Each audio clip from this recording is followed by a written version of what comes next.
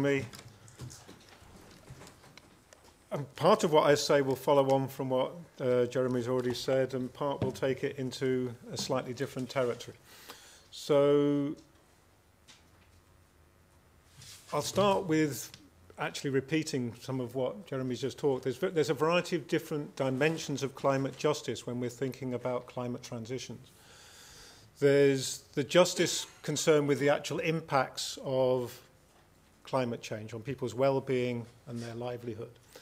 There's justice in the distribution and the costs and burdens of mitigation, which I think is a big issue when it comes to climate transitions. There's justice in the distribution of the costs and burdens of, and the benefits, I should say, of adaptation. I'll show you on that thing. And then there's procedural justice about the distribution of voice and power in the formation of responses to climate change. And I think the real issue about justice and climate change is the fact that we tend to face compounded injustices. That is, the people who are most impacted, right, from, I'll start. People whose responsibility for greenhouse emissions is least tend to be the people that are most impacted by it. They say they face the most serious negative effect. They're the same people who the burdens of mitigation and adaptation policy fall most heavily, and they actually have least voice in responses to it. And that's true both globally. So if you're thinking about, if you look at the IPCC reports, it's going to hit most on the southern poor if you're talking about globally. But it also matters in terms of within countries. And actually, I'm going to do something, I mean, most of the discussion quite rightly is about global distribution. But that often misses the fact that within countries, whether it's in the south or the north, there's large distributional issues as well. And actually, I'm going to focus mostly within country rather than across country. That's not to say that's the most important issue, but I think it's a way of raising issues that really this is about a conflict between the wealthy and those on lower incomes rather than simply north and south. In terms of, I was talking to Darryl this morning, it's about class, right? But we won't talk it in those terms here. Okay, mostly what I'm going to talk about, in fact, is the costs and burdens of adaptation policy and the impacts. But I want to start by saying a little bit about mitigation policy, because I know that this is going to come up a lot. And I'm going to start just with two diagrams, two charts, which are per capita greenhouse gas emissions across income deciles. And this is for the UK, but you could have the same figures more or less for most of, at least advanced economies, and I think even going down to subsistence economies. I'll have to look at it. What you've got there is that the people on the highest income decile emit about 2.5 times more than the people on the lowest income decile. And generally, if you want to know, if you want to correlate, a figure that's going to give you where emissions are going to, who's responsible for emissions, income is your best predictor. It's much better predictor than, say, people's values, as I tell my green friends next door when they're going to go flying off to their distant holiday, right, yeah. And in my own family, the person that has the lowest greenhouse emissions is my mum, who doesn't even know what greenhouse gases are, right, yeah. Followed by my brother, who doesn't care it, he's a plumber, right, and the highest are probably from my sisters, who cares a lot and does all the recycling, but flies everywhere. But she's on a higher income. So there's income. So that's that way. And what you see in particular is the dark lines there are to do with travel, right, the ones at the top. When it comes to food and energy, which are the bottom two, it's much less of a difference. So so who's responsible for greenhouse gases tends to be the wealthy. Yeah. However, if you do it by greenhouse emissions per pound or per euro or per dollar, it's the other way around. So the people on low income tend to emit higher amounts per unit of income than people on higher incomes. Yeah. And that has huge implications if we're thinking about climate transitions. And it has two implications that I want to just touch on briefly before I go on to talk about my main thing. The first one is, so what we have there is emissions in private transport, personal services correlated with income, right? The first implication is that if you have mitigation policies, if you have transition policies which are based primarily on raising the cost of carbon or the cost of energy, generally, they actually fall most heavily on the disproportionately on the lowest income groups, even though they have the lowest total carbon impact. So simply using market mechanisms like cost, it strikes me, is not a good way of developing a decent carbon transition policy. Yeah. The second worry I always had about this as a good egalitarian is, wouldn't it mean that if you distributed income from the rich to the poor, that actually you would increase emissions? Yeah. So that's a second worry you have. In fact, other things are not equal. Okay, I've lost the... So if you actually look at the graph on greenhouse emissions per pound across countries, more equal countries, countries which have more equality, tend to have lower emissions per pound. Why that is, or lower emissions per euro, why that is, I'll leave up for discussion later on. I mean, I think it's an interesting fact. So it doesn't seem to me that redistributive policies necessarily lead to increased emissions. In fact, it seems like the opposite. And I think we'd be interested to discuss why that be the case. But I think that's the background. So and the background is, and I think this is a global issue as well, the background is the wealthy emit more total, the poor tend to emit more per unit of currency, and there's a question about how we deal with those facts. So that's what I'll say about mitigation policy. I'll just leave it there. What I'm actually going to do is talk more about... Hang on a moment. Can I come out of this again? This is... How do I come out? Oh, so don't worry, I'll take it in.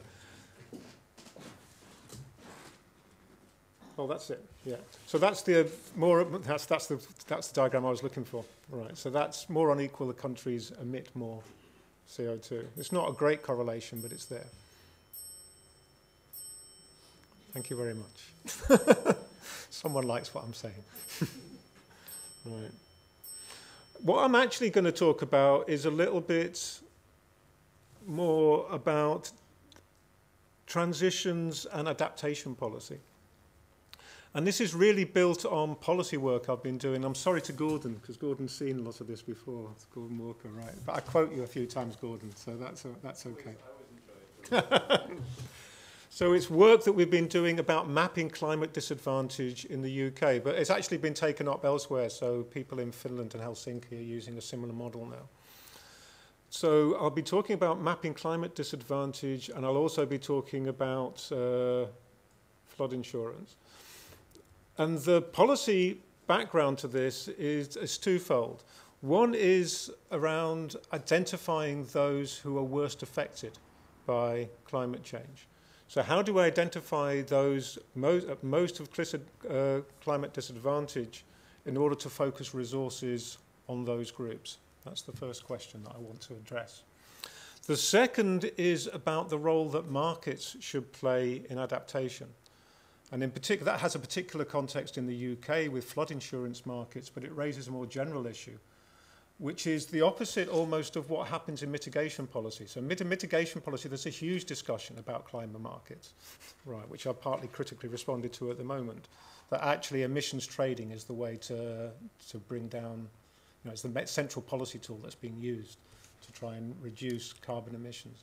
There's another set of issues around adaptation policy, about what role markets should play in adaptation policy and what are the justice implications of that.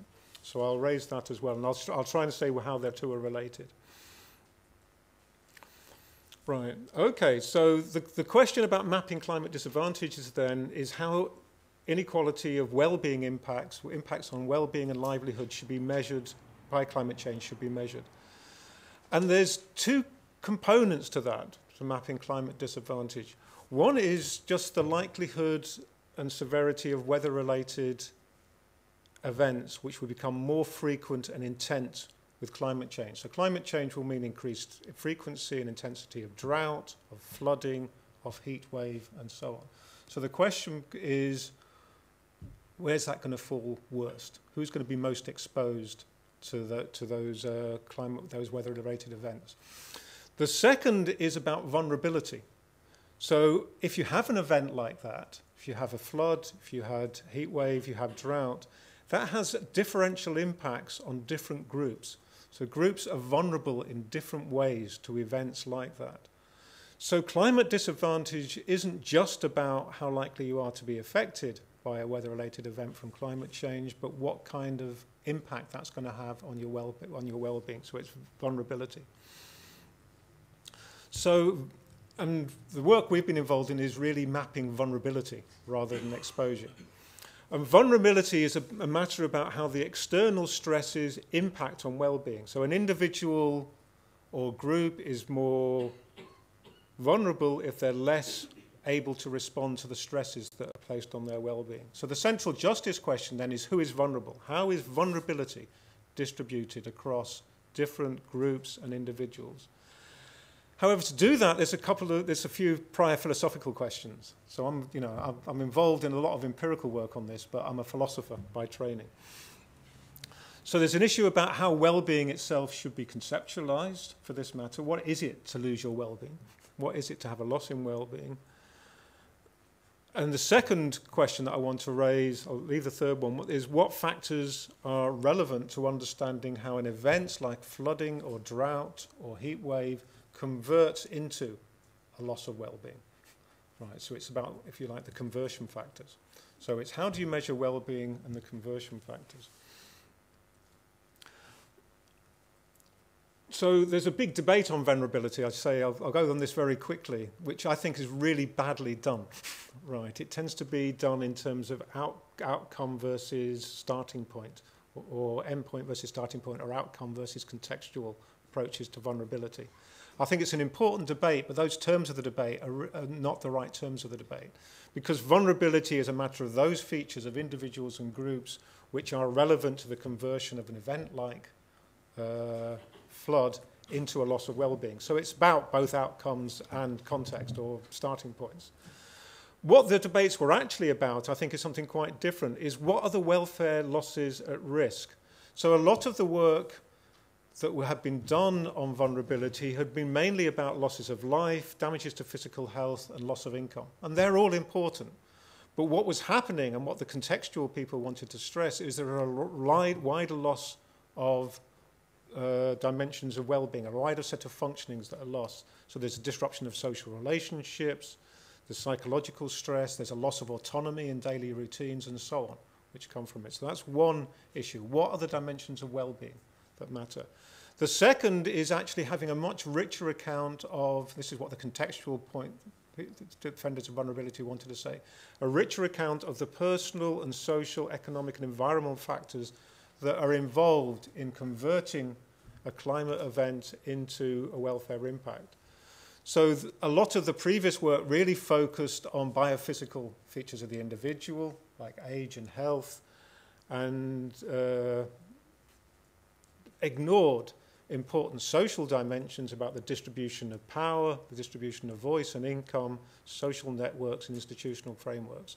So I think what was important in those debates is actually highlighting the breadth of losses of well-being at stake and the important social and economic dimensions of vulnerability over and above the important biophysical ones.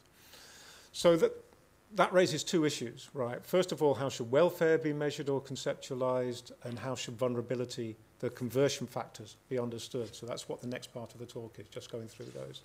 So how should welfare be conceptualized or measured?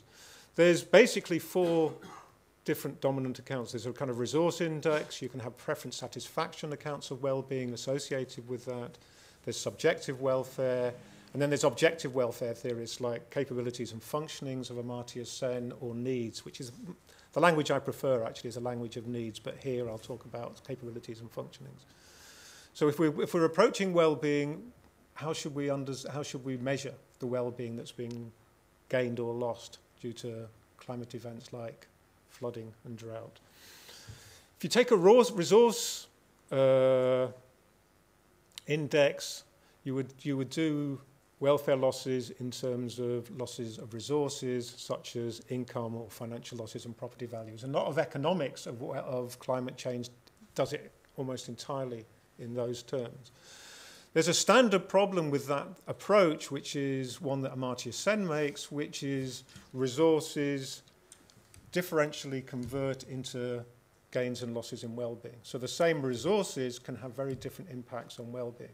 So the standard example is around disability. So a disabled person will require greater resources to achieve a level of well-being than a person that's not disabled. And at the same time, tackling that disadvantage, you can look at the various conversion factors. So it depends on the personal conversion factors. So you might intervene personally in terms of medical resources. You can have you can address the environmental factors like making buildings more accessible, or you can address the social factors, say, for example, taking away the stigma associated with disability. So, but the important point there is there's resources differentially convert into well-being depending on those personal, environmental, and social factors. So you can't simply use a resource index. Second index that's used a lot at the moment is subjective well-being index. So subjective welfare basics says well-being is a matter of how you feel. So Layard says happiness. I mean by happiness of feeling good and wanting the feeling to be maintained. There's a standard problem again with that, which you find in that Amartya Sen develops, which is the problem of adaptive preferences. That is that mental states and preferences adapt to adverse situations. So one response to deprivation is to cut what your expectations are. Yeah. And so that means that as an index for justice, using subjective well-being or preferences is not a particularly good way of measuring, because it's going to be you'll have different aspirations for different groups and different expectations for different groups. So I think what you need is a more objective account of well-being if you're going to look at justice. And the dominant one that's around at the moment, and the one that we used in the reports, is the capabilities approach. So capabilities to achieve central human functionings is how Amartya Sen defines it. Functionings are understood as the various things a person can do or be. So important functionings in this context are things like being housed, being healthy, being able to control one's own life, having close personal relations, being mobile, having self-respect. And capabilities are your freedoms to achieve those central functionings. And Sen has various liberal arguments for using capabilities. One thing I would say here, and it's going to come clear later as I carry on in the talk, is actually, I mean, I've got a certain degree of sympathy with the capabilities approach, but I think it focuses too much on capabilities and not enough on achieved functionings. And I think that matters for two reasons. One is that actually capabilities are very difficult to measure. It's very easy to measure how many people are housed. It's very difficult to measure how many people have the freedom to be housed. Right. Secondly, certain achieved functionings are a condition for exercising any capabilities at all in the first place. So they're what we'll call later on fertile functionings. So you've got to have, for example, to make certain kinds of choices in the world that we live in at the moment, you've got to have a certain levels of literacy, certain social networks, secure housing, health, and so on. That's actually a condition for exercising any capabilities. So mostly I'm going to focus on functionings rather than capabilities. I think that's the best way to think about it in terms of measuring justice. So the question then is, what functionings are at risk?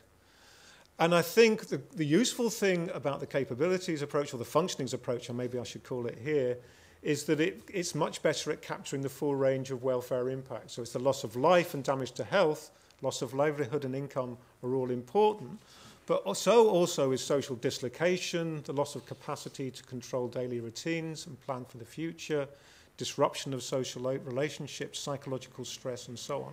So we need a much fuller account of well-being. Right, I'll leave that off. An important point also here is that certain functionings need to be secure. So insecure functionings lead to a loss of those abilities to plan for the future. So it leads to what you might call a personal planning blight, right? That you can't actually make long choices. So people that are impacted by floods, which is what I have here, what they often lose is the capacity to actually live their normal life and to control and plan for the future, as well as the loss of their home, as well as their loss of, possible loss of income and livelihood. It's that disruption of those routines that make life and planning for future life possible that happens. And also social dislocation and the loss of social networks. Okay, so that's well-being. So I think we should use a functionings approach to well-being which capture the full losses of functionings. Second, there's issues around conversion and vulnerability. So the central argument against using a resource metric for well-being is resources differentially convert into losses and well-being. The issue around vulnerability is the obverse of that, is a negative event will have differential conversion into losses in well-being. Right. As resources have differential conversion to gains, a negative event will have differential conversions into a loss. So climate vulnerabilities are a particular example of that obverse form of conversion. So I'll just go through heat waves and flooding, which is what we did in the UK for mapping. So if you take a meteorological event like a heat wave, everyone's affected, right? So all suffer an increased risk of a heat-related illness. However, the conversion of that external event of a heat wave into the loss of important conversions, the loss of important functionings, in particular death and illness, will depend on a number of personal, environmental and social conversion factors. So the personal factors are going to be biological sensitivities, and they're well addressed. So it's issues around age, so the young and old are particularly vulnerable, and around health problems. The environmental problems will be around what we call enhanced exposure. So if you live in an urban area with very little green space, then you're in a heat island, and your exposure, you'll have enhanced exposure to that heat problem. But there's also social conversion factors. So there's a great book by Kleinenberg called Heat Wave, which is about the Chicago heat wave. And what he found there, it was social isolation and fear of crime. So old people died in their homes alone. They died with their windows shut. They died in neighborhoods which had a high social dislocation, so they were frightened of going outside of their houses. And they have very few social networks, right? So if you took Puerto Rican and black neighborhoods suffered worse than Puerto Rican neighborhoods because of the social networks involved. In the UK, Gordon did some work which showed that the largest increase of deaths in the over 75s was in nursing homes, and that's partly to do with institutional regimes in nursing homes. Likewise, if you take flooding, right, flooding can be of various different times. Tidal, it can be river flooding, fluvial flooding, or it can be surface water flooding, fluvial flooding, right? If you look in the UK, there's a certain link between your likelihood of being subject to coastal flooding and social deprivation. So there's higher groups of people with social deprivation in coastal areas. However, when it's fluvial flooding, if anything, there's a slight reverse relationship. Rich people live by rivers, right, because they're nice places to live. And so there's a slight reverse relationship. When it comes to pluvial flooding, I'm not sure what the latest stuff is, Gordon. Yeah, no one knows, I don't think, right, yeah, because it depends on drainage patterns and so on. Right, but the risk of so if you just took an exposure approach to justice, you might think, well, when it comes to river flooding, there's no injustice involved. In fact, we don't have to worry about it. But that's not the case because you've got different conversion factors. So again, there's personal conversion factors, that's with heat, health and age. There's environmental factors, which are to do with characteristics, for example, of housing. So if you live in a basement, you're in trouble, right? But finally, there's social conversion factors. So your ability to prepare for, respond to, and recover from flooding really depends on your social a series of social factors. So if you're in a low-income household, you're less well to make your property resilient to flooding, right? You're less able to take out insurance to be able to respond and respond to it and recover from it. You have a less ability to reallocate, right? So you're more likely to be in bad accommodation for a period of time.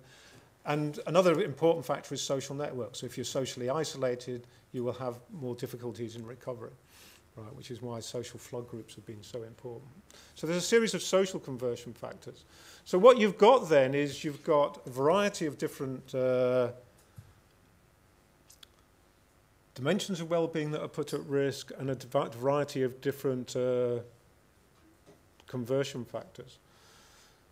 So what we did in policy terms, and I'll come back to some of the philosophical implications of this moment, is... All right, sorry, on the thing. One thing to point out there is that some of those functionings matter both in themselves because their loss is a loss in well-being, but they're also fertile functionings. They're actually a condition, as I said before, for agency in other areas. So health, social networks, abilities to plan matter to your ability to realize a whole set of other important functionings in life. So if you have a loss of those, you get what Joe Wolfe and Avner de Charlotte call corrosive disadvantage. So a loss of health, a loss of social isolation, loss of autonomy, puts those other aspects of well-being at risk. And voice, I should say here, and power are particularly in fertile functioning. So it's important to procedural justice. What we actually did then is we took those different conversion factors and we used that for an empirical mapping project in the UK to map climate disadvantage. So we took sensitivity, which is the personal aspects, enhanced exposure, which was the environmental conversion factors, and then a series of social factors around ability to prepare, respond, and recover. And so I won't go through these. So you can then come up with proxy measures for those, and these are really problematic, and they're crude in various ways. So you can do that for socio-spatial flood vulnerability. And then you can use that to develop a model for climate disadvantage. That was all done by my colleague, right, yeah. So I just did the conceptual bit that you've given. But what that allows you to do is to then take maps which give you the flood exposure and maps that give you the floods, social spatial vulnerability, and you can then start mapping flood disadvantage across the UK, and that's what we've done, right? And you can use that in other areas, and that's important in targeting resources. There's problems in doing that, and this is problems to do with commensurability, where you've got plural conversion factors and plural dimensions of well-being. So when it comes to conversion factors, there's a variety of different conversion factors, right, to do with, we've already talked to them about income, social relationships, your personal, your health, your environmental factors. They're not all equally important causally, and you can't simply have an equal weighting. An equal weighting isn't the same as a no weighting at all. In practice, it didn't matter very much, partly because a lot of the conversion factors clustered in various areas.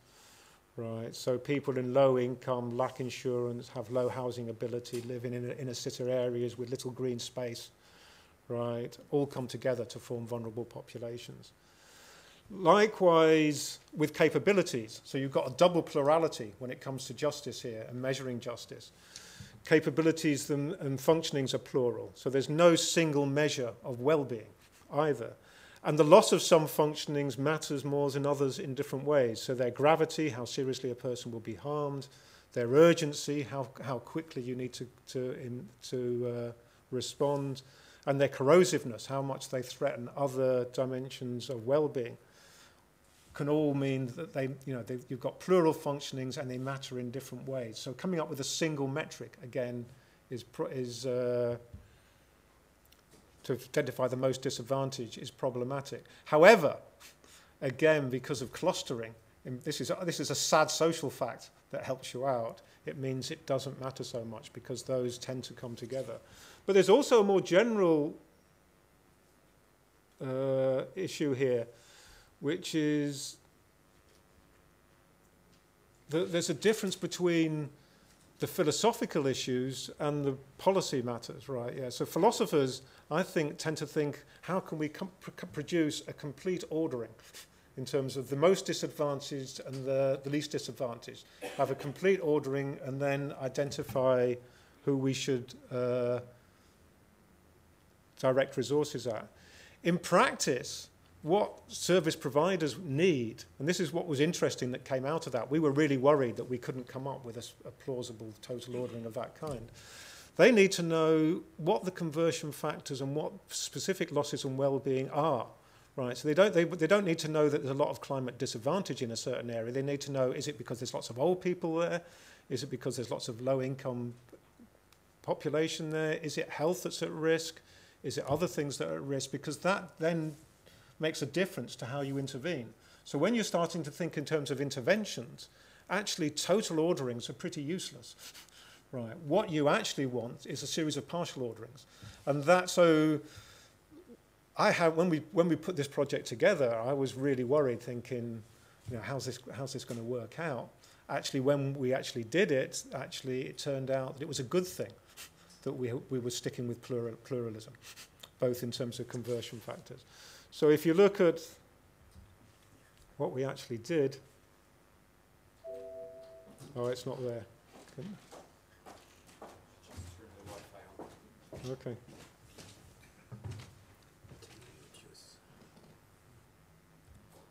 It doesn't matter, I can go on without this. If you want. Oh, no, go on. No, turn it on for a moment, yeah.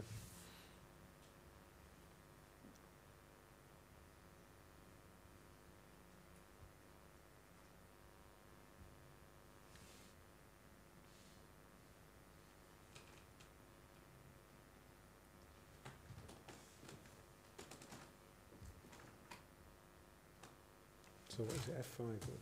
How did you put it?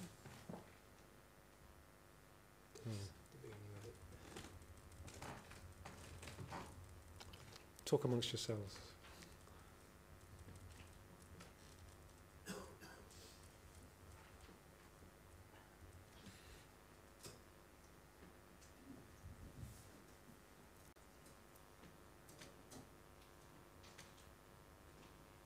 Okay, so when we've set up our website around this, which is used for local authorities. And if you go to the map tool,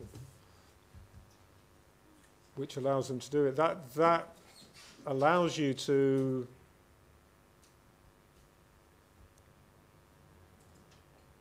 map across the whole UK in various levels of detail. But what really matters, so if I take the flooding one, you can map total disadvantage, say for example to river and close coastal disadvantage. It might take too long, so you can do that. But actually what really matters in detail is not that, but the various dimensions of vulnerability. So if you go into the dimensions of vulnerability, what local authorities need to know is what dimension of vulnerability is at risk and how they need to respond to it. So is it an issue around income or tenure or information use or insurance? Is it around sensitivity? Is it around enhanced exposure? So actually having those partial orderings was much more useful for doing those mappings and to doing it than having some kind of total ordering of that kind. So my headline, can you get me back my thing? My headline there is, as philosophers, don't get het up on things that actually don't matter very much. Right? So that's what we did on that. So and it's a good way of actually thinking around those issues. How am I doing for time? Just 10 minutes. Okay. What I want to finish on is another set of philosophical issues which actually mattered a lot in policy terms as well.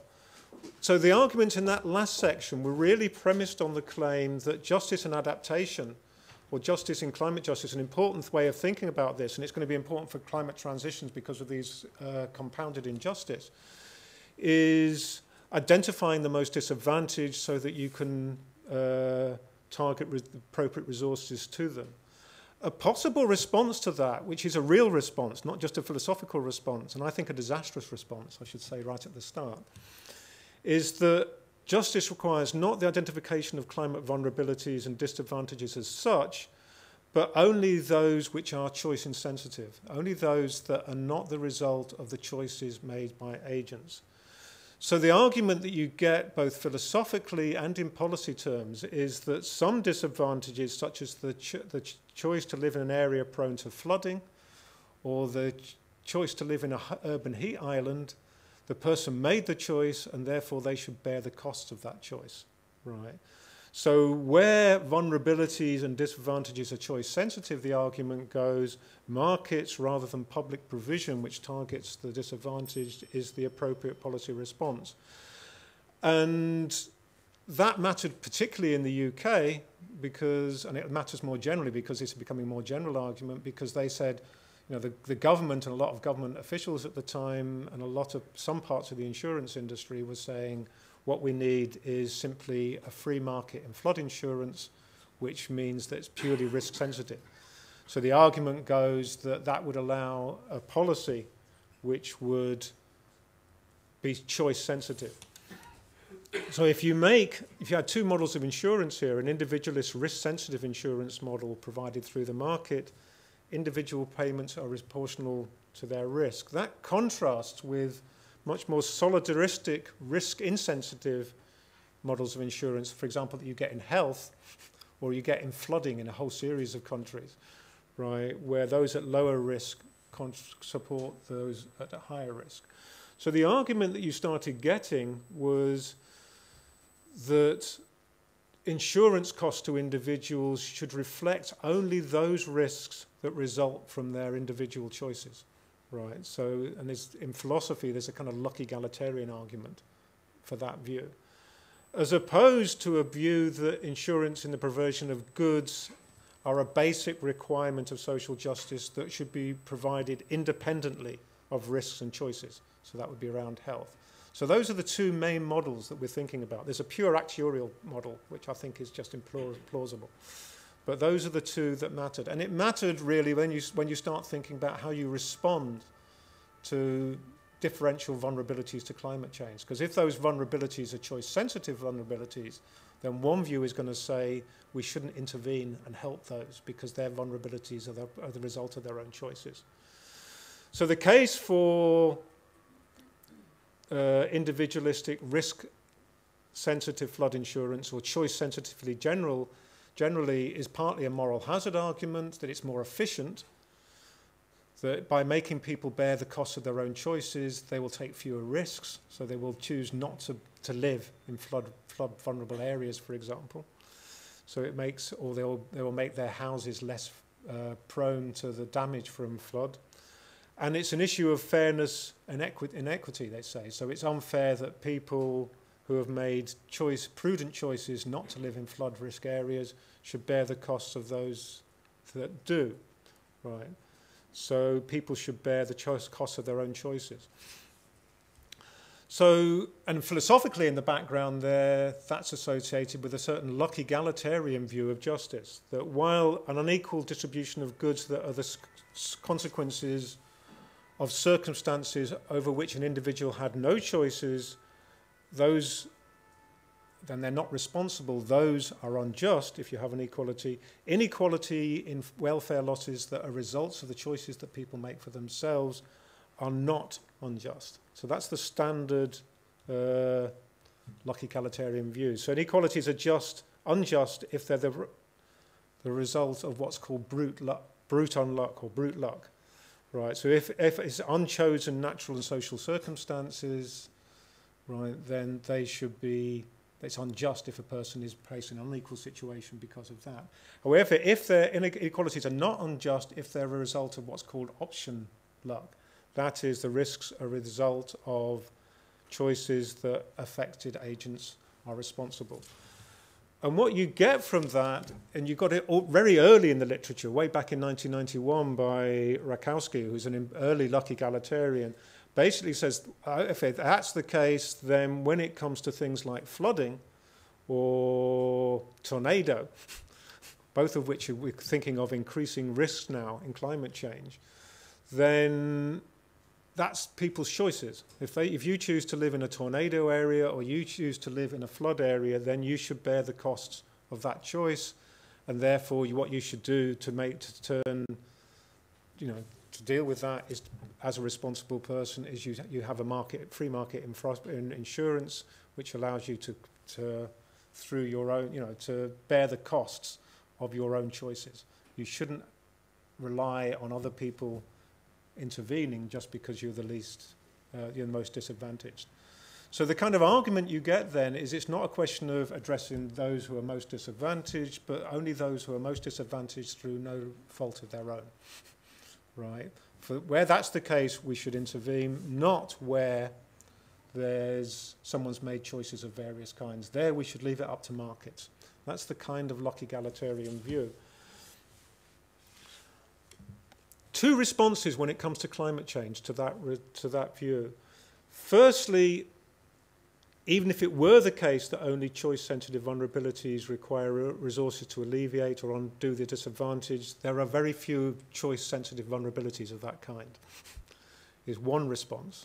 And I'll go through both of those. The second is to reject the principle of justice that the distribution of resources should be choice-sensitive in the first place. So I'll go through both of those responses. First response, then, is how much choice people actually have. Now, there's a general issue here, right, that actually the effects of climate change are not the outcome of individual choices in the first place. They're to do with lots of individuals making small decisions which lead to aggregate huge increases in greenhouse gas emissions, which lead to the problems in the first place. Furthermore, if you look at things like flooding in the UK and flooding more generally, it's whether someone's flooded or not is not just a matter of where they chose to live, right? So drainage patterns make a huge difference, both locally for pluvial flooding and, say, for example, drainage patterns in agriculture higher up the river will make a huge difference to whether someone's flooded downriver. Yeah. Right. If you build new houses up at the top of the hill, right, that can have big impacts because of drainage on people who are flooded at the bottom of the hill. Right. So the idea that you treat this all through individual choices seems to me to be just misunderstand the nature of the hazards involved.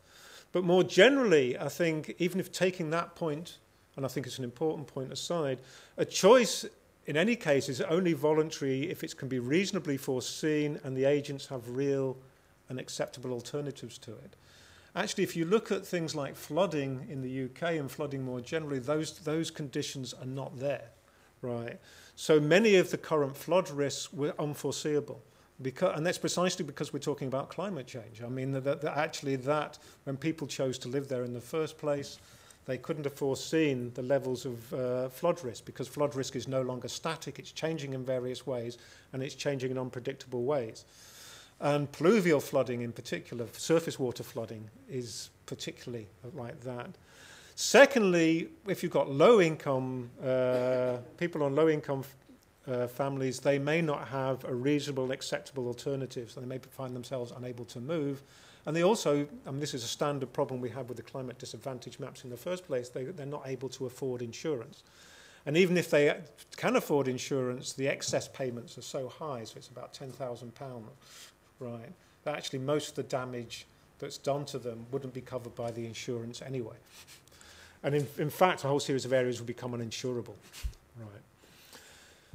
Secondly, so it strikes me, even if you were a luck egalitarian, I don't think when it comes to climate change that it would follow that you should respond to climate change by risk-sensitive insurance policies.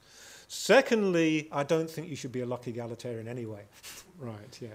So I think many of the goods affected by floodings are preconditions for a variety of other capabilities. They're fertile functioning, so it's a loss of secure home, health effects, dislocation of social communities, and disruption of education, work, etc. What that has is that has a disproportionate effect on the most vulnerable, and it reinforces existing disadvantages, and it leads to corrosive disadvantages, so people can no longer plan for their own lives. And in my view, and I'll just state it, I mean, we can have a long discussion about this, there are certain basic social goods whose social provision is a part of a basic entitlement of citizenship or social justice, independent of your choices. Health is like that. I mean, I don't think that you should go along and say we shouldn't have cancer treatments for smokers because they've chosen to smoke, right? And likewise, I think certain kinds of climate disadvantage around drought and heat wave and flooding are like that as well. So we at Martin O'Neill and myself did a policy brief on that which intervened in the debates in the UK. I can say a little bit more about how they finished out. They kind of came out with a compromise, which was a bit market, a bit cross-subsidy, right? With the government still committed in the long term to a free, to a risk-sensitive free market, but not having done it yet.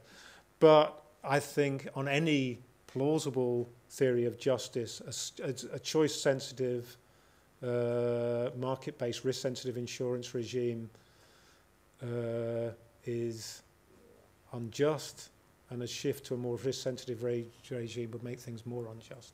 So I think my own view is you should simply ignore choice sensitivity, actually, in this. But even if you have choice sensitivity, I still think what you should be doing is targeting the most disadvantaged. So I'll stop there and leave it open for questions. So thank you very much indeed.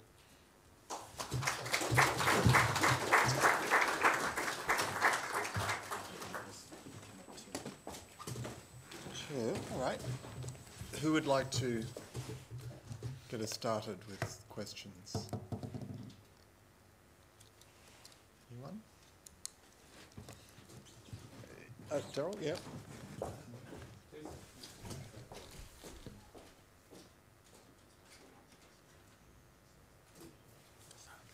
Yeah, that's great. Thank you.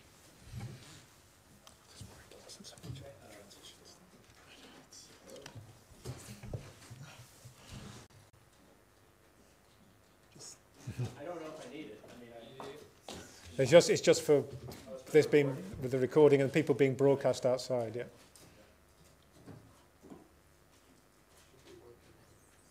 Can you hear me now?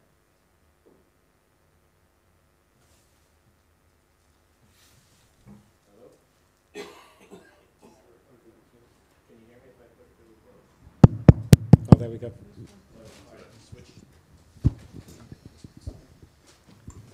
Okay, thanks, John. That was a really interesting discussion, and I want to pick up on the last part of it. Yeah. And I take your first point that even if one were a luck egalitarian, that there's just a whole lot of what we can. Well, problem is we don't know what to expect from climate change, yeah. because of the chaotic nature in which climate change is going to disrupt a stable climate environment. It's very hard to know. In fact, there's a great deal of uncertainty about what can be forecasted and what to expect, and that really undermines this the foreseeability of the outcomes of a lot of choices. And I'm with you with respect to the general criticism of luck egalitarianism. It's not the kind of egalitarianism that I would want to endorse. But I did notice that when you made the argument, it seemed to me that a lot of it had to do with, so when you talk about sort of fertile functionings, Yeah. a lot of it has to do with the impacts on what are going to turn out to be the very poor, whose fertile functionings are going to be negatively affected by climate change. Would the argument work for somebody who loses a multi-million-dollar condominium at South Beach in Miami, for example? So, I mean, in this case, you know, it's not somebody who's going to lose a fertile functioning. Presumably, this is one of many houses or homes that they have. Yeah. And one might think, particularly if they bought it recently, right, that they've assumed a certain sort of risk. I mean, they know what's in store. So does this argument work across the board, or is there still, to use a word, a class of people for whom it might not apply? No, I mean that's a really good question, my view is, I mean, I think you've partly answered it in response. I mean, the real issue is there a certain fertile functionings put at risk, and are there corrosive disadvantages that are going to emerge from it? So if you're a person with the rich person with their wonderful house on the beach with 5 other houses, what's the fertile functioning put at risk? There's none. Right, he can move somewhere else. He might be a little bit upset that he lost his Picasso that was in the basement of his flat, but that's, so that's not to say there's not going to be welfare losses, but I don't think they're welfare losses that matter in the way that of corrosive disadvantages. So I think when you're looking at things like health, when you're talking about certain social functionings that matter in a basic, for a person to live decently within a society at all, right, and to take a place in that society as a equal citizen, which is what I think is in the background to, universality of health cover, for example. I think it applies to certain climate risks, but not all of them, right? And I think it was a real issue when we were actually doing the policy work. I mean, the way it worked out in policy terms in the UK it really surprised me when it came in. All the flood disadvantaged groups really liked what we did, right, which you can imagine. But so did the insurance industry, which came as a bit of a shock, right?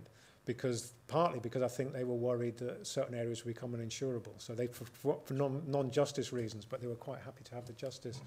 But what worried me a little bit when I was making the argument was that I didn't want to end up defending something which was just basically a subsidy from low-income households to high-income households, which is what could have happened, right? So if you had, for example, if you had lots of high-income households who had houses by a river, right, and you had low-income households elsewhere, and then you had some cross-subsidy, you could actually ended up with a situation where you had a cross-subsidy from the poor to the wealthy, right? And you don't want that, right? Now, actually, I think the policy that emerged didn't have that feature because they used poor, not particularly good proxies for whether you got cross subsidies or not. But I take the issue. So what we're looking at here really is undermining an argument which is about the loss of fertile functionings of various ways. So in a sense, your question, the way you set it up, kind of responded to it. So that would be my view. I don't know if you... What? Can I follow up? Yeah. So is this an argument for a dual system then, a public system that covers the vast majority of people and a private system that covers the wealthy? Once you get into the details of that, it gets really problematic. So what I said, both doing the flood disadvantage and the policy stuff, is I'll give you the general outlines of principles. When you're actually starting to think of policy terms, it just gets very complicated. And actually, I mean, the big thing that comes out again of this from philosophers, thinking philosophically versus thinking in practical policy terms, is, any policy intervention has all sorts of unintended consequences and consequences that can't be controlled and perverse consequences. So you're looking actually at the best. So it might be the case that actually, if you think in terms of why you have universal, some care generally should be universal, is to do with the fact that you get buy-in in a democratic country to the whole policy area. If you just make it for the poor, you don't. So there might be efficiency reasons why you wouldn't have a dual system.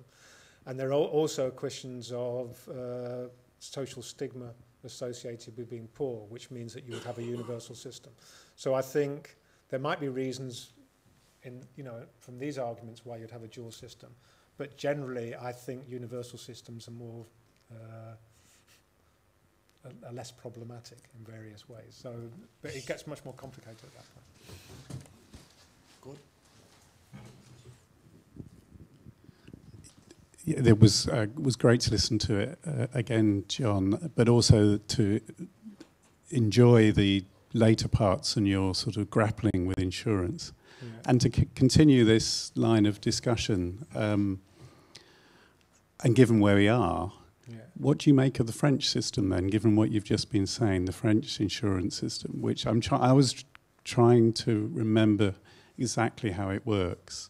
But I think that has elements of cross-subsidy from low income to high income within That's it. exactly right. So what we pointed out when we set the policy, when we were doing the policy implications, because the government was it was a really interesting context, because what you'd had in the UK at the time, just to give you the background to it, was that a government agreement between the insurance industry and the government about flood insurance in the UK was coming to an end.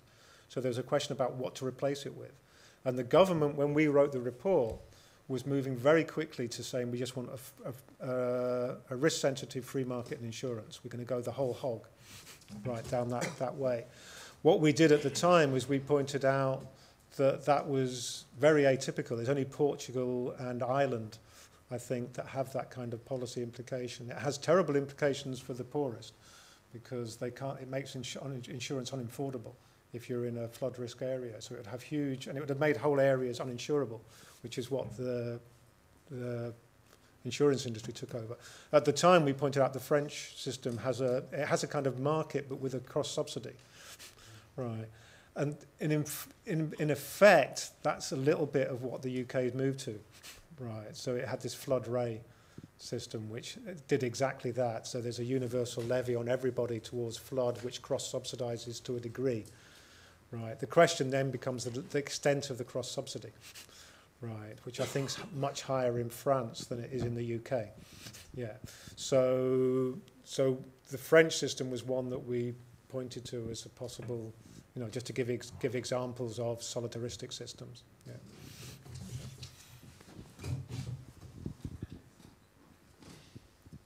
Another question? Yep.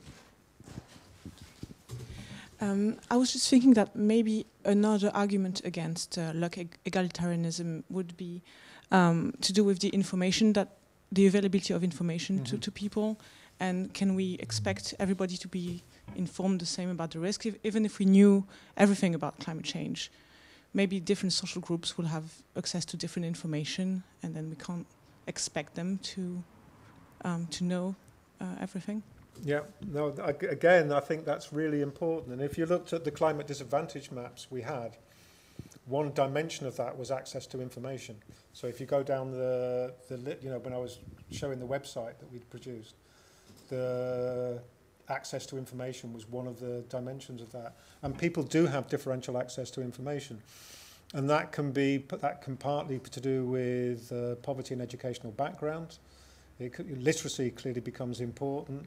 It can be to do with mobility, and so if you're an immigrant, if you're an incoming immigrant into an area, that makes so ethnic makeup makes a difference. How many people speak English, and so forth. So access to information actually is crucial in all of this, and I think. Again, part of my problem generally with philosophical discussions of justice is you have these kind of ideal rational agents, which are a bit like economic agents, yeah, right. And it's reproduced within theories of justice who are making these choices on ideal information, and that's not the world we live in, right. So I think, in fact, there's even for the philosophical literature, you make a distinction between culpable and non-culpable ignorance. And there's a hell of a lot of non-culpable ignorance around when it comes to issues around climate change and the kind of information that's there. And it's partly to do with the shifts, but it's also just people's abilities to access information is different. It's different, right? And I think you have to be. There needs to be a real sense of realism and engage. I mean, this is me talking to philosophers now, right? I think there's too much ideal theory and not non-ideal theory in the sense of how do we make the ideal coming down to in terms of political feasibility, which is how it's often done, but actually just dealing with real-world agents and their real cognitive limitations and their real limitations in various other ways. So I agree with you totally. So for me, that's another problem with the whole choice sensitivity model. Yeah, so.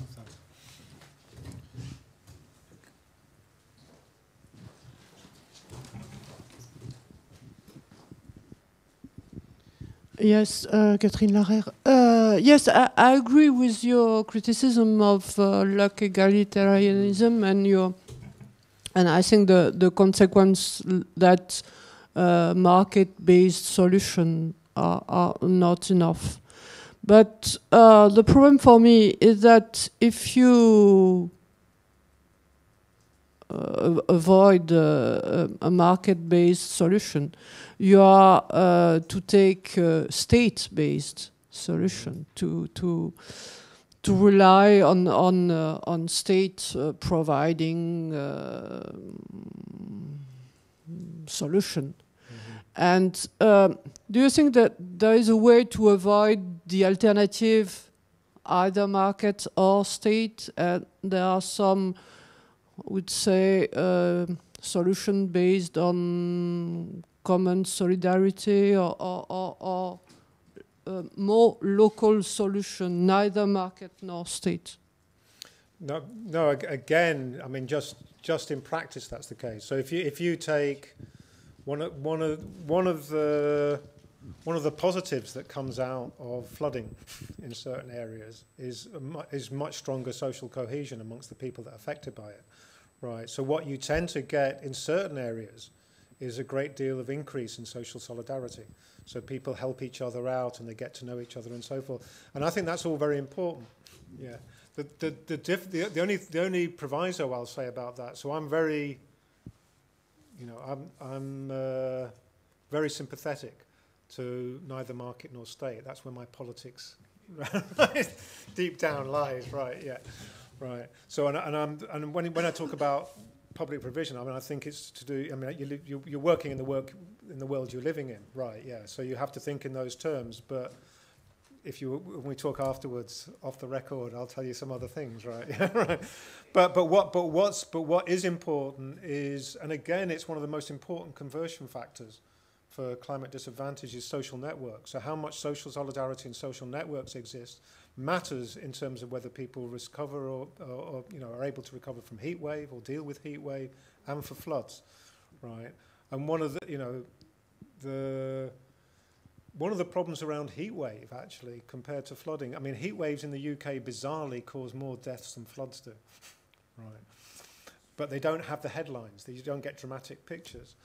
And one problem always, when you get flooding, you do tend to get these strong social solidarity networks in certain areas, right, develop. And that makes a great deal of difference to the ability of people to respond and prepare for the future.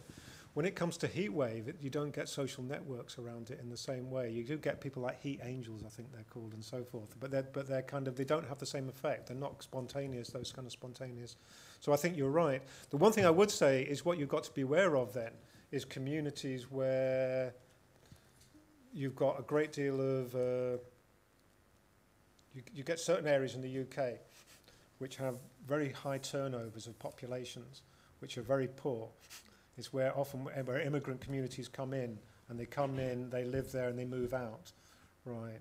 Where social solidarity is sometimes much lower, yeah. And there you've got to think about, so there's difficulties simply relying on social networks of that kind, yeah. But I like your question.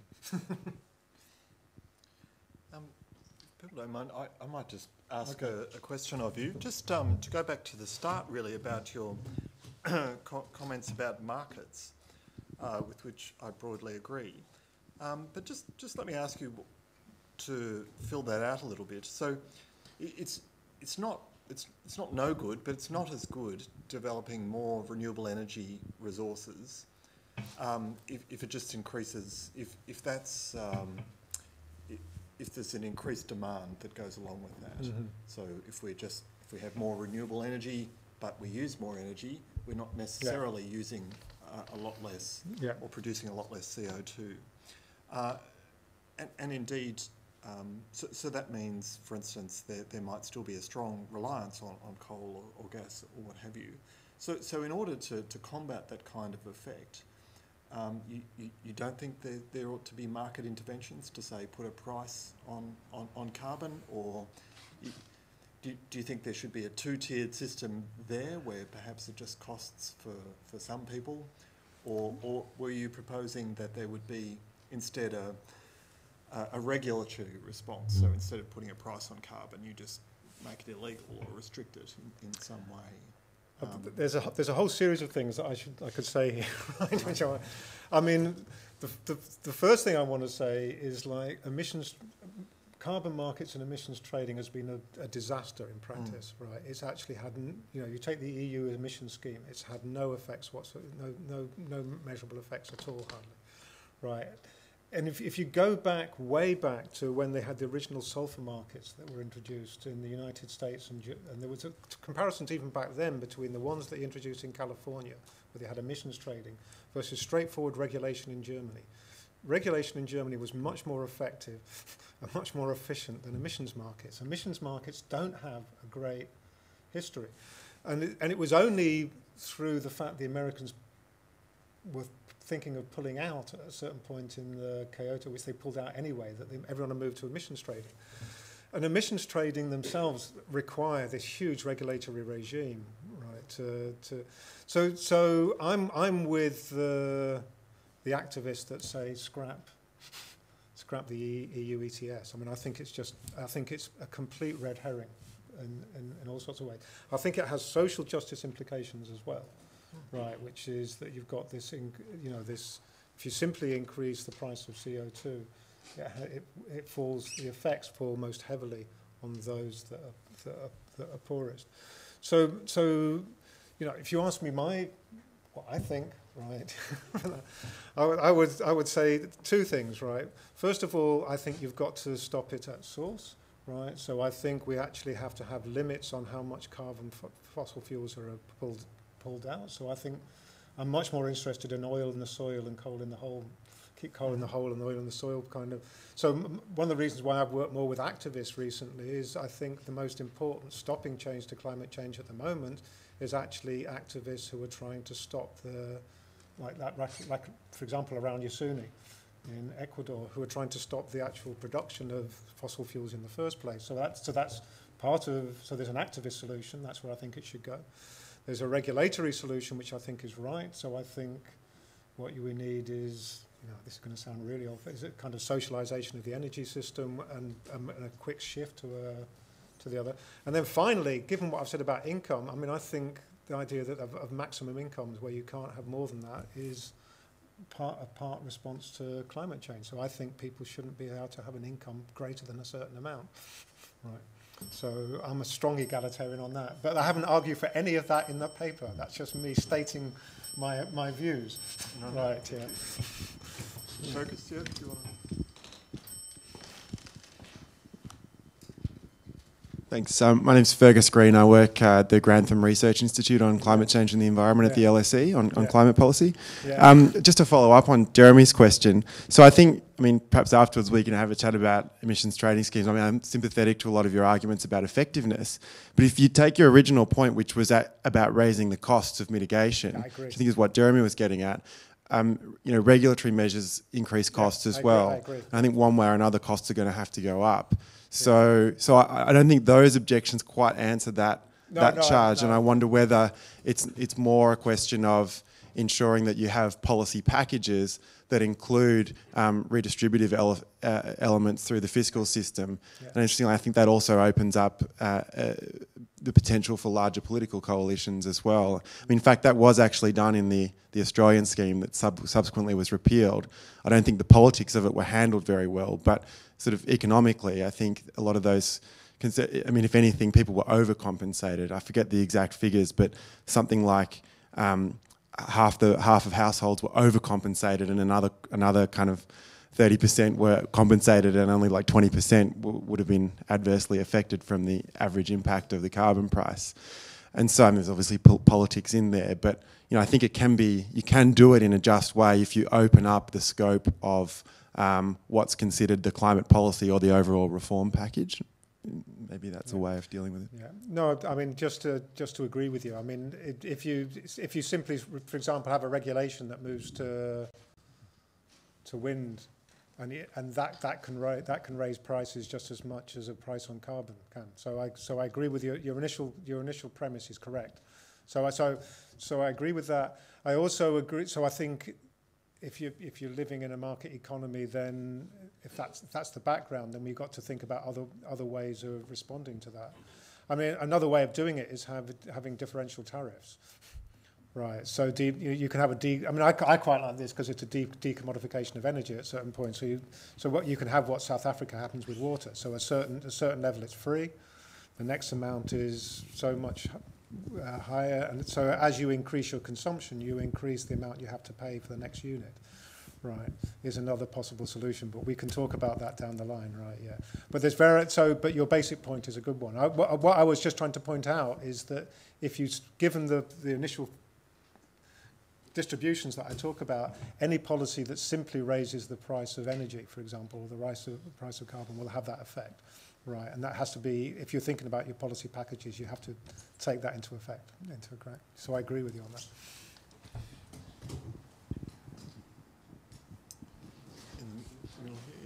And we can talk about the other stuff later. Yeah. Konrad Kunze from UFZ in Leipzig. I want to come back on your term map about the likeliness of people being affected by flooding and accidents. And the question is, you mentioned the insurance industry in the UK and the French system, and isn't the possible effect of mapping the likeliness of people being like vulnerable to floods, that the insurance industry actually increases the fees for having an insurance exactly for those people who are already worse off, and having cheaper insurances for those who are better off? I mean, then the question really is, to whom is that information addressed? I think that should be addressed to some sort of nation-state actor, because then there could be a cost shifting. But if it's addressed to a free market, I think this type of, I mean, really, really nice information. I mean, it's excellent to have these maps, but I think isn't it possibly rather amplifying social inequality?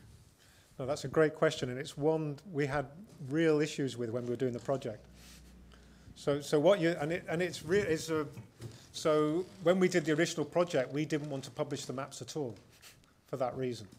Yeah. So what we said was, look, this might take certain disadvantaged communities and actually make them worse off because you publish that information, right? Precisely because you get there's a couple of things that I will say about it. Is in the final ones that have gone out now for local authorities, they're public. Everyone can look at them. So that is no longer the case. So it is in the public domain.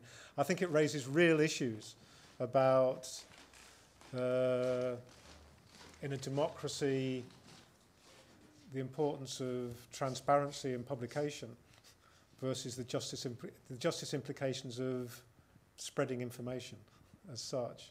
And that for us was a real dilemma. So the point you're raising is a really important one, and it is a question of information for who and how people are going to use it and so on. And it's one we wrestled with a lot during the project. Right. So we initially didn't want we didn't want them in the public domain. All the local authorities and so forth wanted it in the public domain, so it's now in the public domain. I think the argument from their side was partly, look, the insurance industry already has much better maps than anybody else has, right? Yeah, so us publishing these maps doesn't make any difference to the differential information that's already out there. Yeah, and I think that's true. So I don't think publishing our maths has made anyone worse off than they would have been. But that was a real concern we had, and we had huge debates all the way through the project about whether we published it or not. Right, and made it into the public domain. So it's a great question, and one that I've wrestled with for a long time. Yeah. Just one quick one. Sorry. Reduce the differential. You actually reduced the differential. You did good. The insurance companies already had that information, and so by putting it in the public domain, you allowed it to be more available to the people who were already disadvantaged in terms of information. Yeah. So. Okay, thank you. That makes me feel better. Thanks for that piece of reassurance. I think we should end on that. I think, well, funny you should say that. But I know there are other questions, but we are on a bit of a tight schedule. So could I ask you to join me all in thanking John for his wonderful talk? Thank you very much. Thank you. And thanks for the questions. That's great. So now we have a quick break, just 10 minutes or so.